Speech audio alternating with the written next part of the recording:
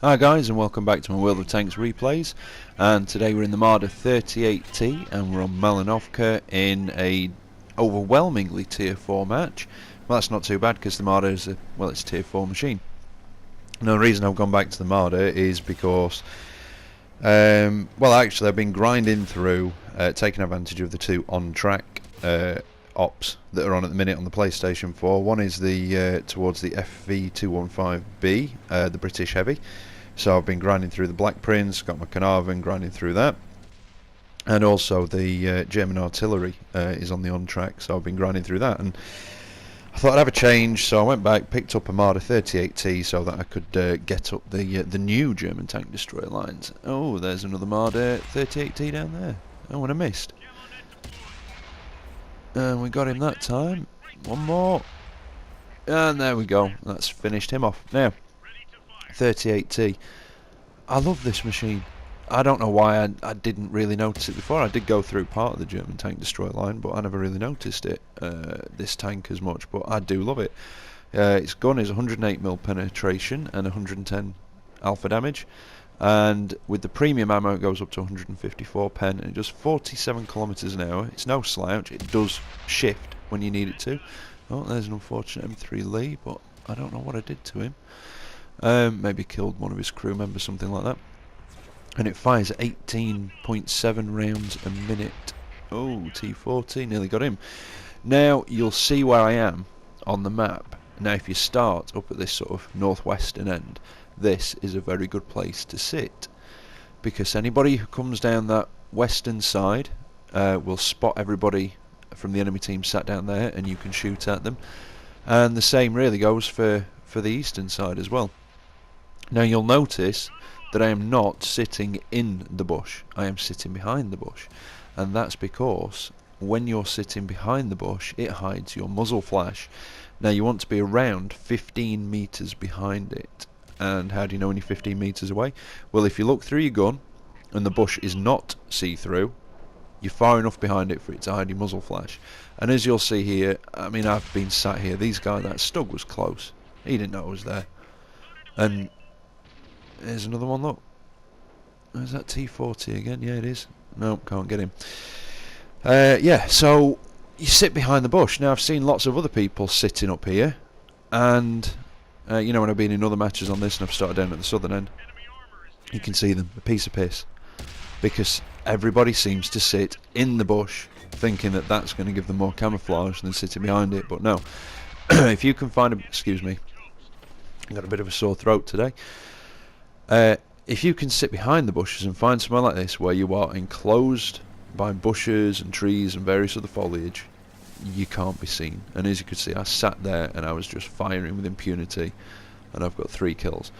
Now this is where I make a mistake. I pretty much thought that I'd got everything that I could out of that position, judging from what was left and where they were going. I was wrong, and I think if I'd have sat there for most of the match, I don't like doing that, to be honest, but sometimes, you know, it's the best thing to do. It's, you know, you try and do the right thing. And I think if I'd have been sat there for the whole match, I may have got a top gun out of this game.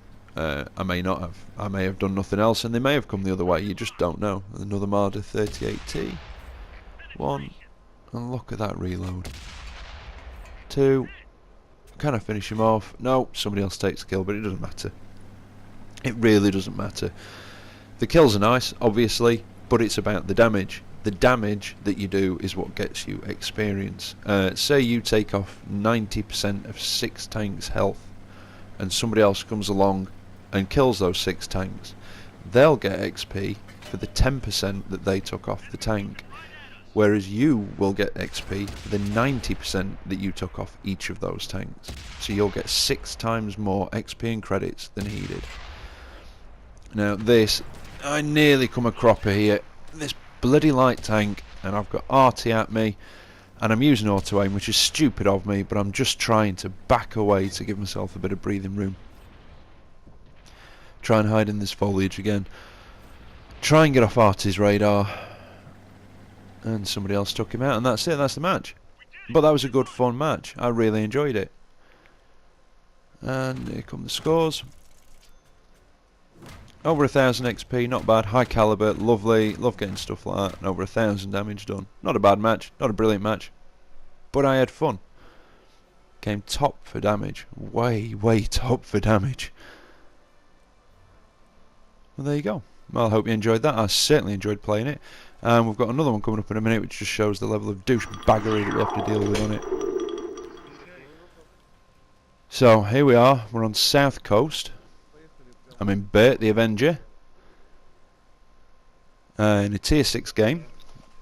Which is always nice when you get in a Tier 6 game with Bert, because, well, sometimes he has trouble getting those shots through. But just watch what happens here. Now, I am not a no-cap kill-all person, because they are just as big a douchebags as the people that just go and cap early. Right? There is a time and a place for capping. If you're in a match and the victory is uncertain and you have an opportunity to cap and win the match, take it. Do not, you know, I've seen people who were about to cap, they could have capped and won the game. Victory was uncertain due to the tanks that were left. There were some good tanks, and they left the cap circle to go and kill all, and we ended up losing the game, and it's really frustrating. But this is a whole other level of douchebag. Just watch the map and see what they're doing. I mean, these guys, Jesus, sorry if that, they are a bunch of window-licking douchebags. Watch them all on the map, straight down the beach. Nearly the entire damn team. There's me up here, there's another RT, and I'm not sure what that is. One other guy who seemed, well, he's either AFP or, no, he's not AFP, he's moving. Yeah, he's just not a douchebag like the rest of them. Now watch, they all pile into base, every single one of them, and just sit there. And there's a tank destroyer coming round. I've got to do some damage in this, so I'll try and go for him. And this guy, God, he goes around the corner, he must just shit himself, and then he's dead. Nothing. And we have one light tank coming round behind us, and if it weren't for this light tank coming round to try and flank us and take out the artillery, I wouldn't have done a single piece of damage in this match, and I would have been even more pissed off than I was already. Yeah, look, just sat in base. Hardly any damage done. Oh, missed him. That was a close one though. Come on, mental keyhole. Got you. Track. Oh, no, track him. I don't know if I did. If I did, he used a repair kick, so that was bloody fast. Getting back up, and he stops there. I managed to get a shot off. Hit him again. Now where's he gone? And that's it. We won. Lovely. But just look at the scores. I did 68 damage, because that's all I had time to do, because, like I say, I was in with a bunch of window-licking douchebags. And wait till the actual XP comes up. And just imagine if this was your first win of the day in that vehicle, which it could have been for some of those people. This is not the way to win a match in this game. It's the arsehole's way to win, it really is. But look at that, look at those scores. Pathetic. All because a bunch of window-licking douches just ran into base.